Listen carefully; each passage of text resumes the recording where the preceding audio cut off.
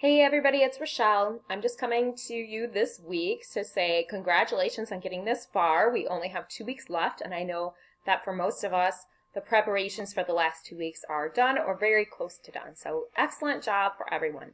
The last week, I've heard a couple questions about a few things about turning in the forms that we need to for our videos, for the asynchronous videos, and also about the class that's being offered that we need to take by June 9th, and about how to find out whether it is available for relicensure credit or for actual graduate level credit. So I'm going to go in and I'm going to show you where to find these things and help you figure out how to do those different things. You're going to want to go into your email.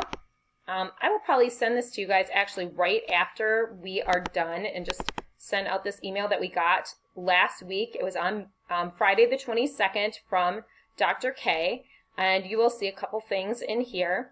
First of all, it is expectations for weeks 9 through 11, so these should be our final directions that we're getting.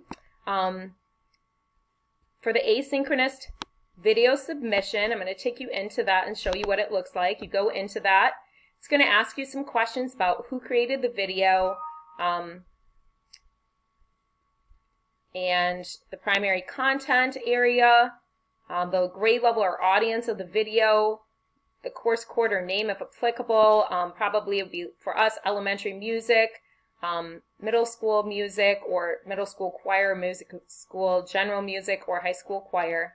And then it has specific categories that you can check, and then it asks you to list your standards. So if you're unsure as what your standard is, you should go into like the SBAR website that is under our priority standards scope and sequence links that I've sent out numerous times this year if you're not sure where to look for your standards to see where it fits, and then a description of the video. And then here is where the big thing is your link to the video, and you just put that in there and then push submit.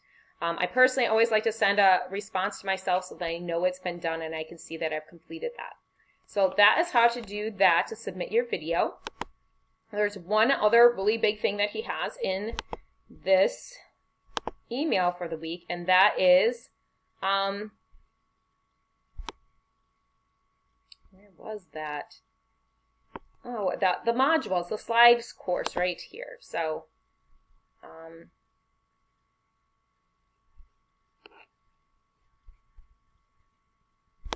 all right, it has the slides and the course, and where you want to go into is actually where it says slides.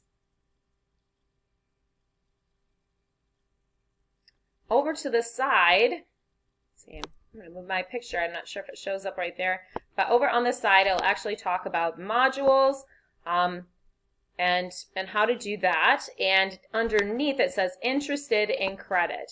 Are you interested in earning credit? We are planning on offering a course in online learning in emergency situations. This is a 2-credit course and would be available for license renewal, and they're hoping to get Drake credit for that as well. So if you are interested in that, you should contact Evan Abbey. So those of you that are interested in getting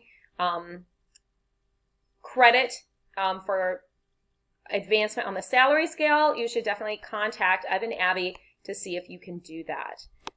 So that's how you do this. Remember, this AEA online learning is not an optional learning. It is something that's expected for everyone in the district. So it's your choice is whether you want to just do it as an audit, you want to do it as relicensure credit, or you want to try to do it for Drake credit. So I hope that answers all of your questions and shows you where to find this information. I will resend out Dr. Kabilski's email so that it is easily accessible for all. I hope this was helpful. Thanks, you guys. I hope you have a great rest of your week.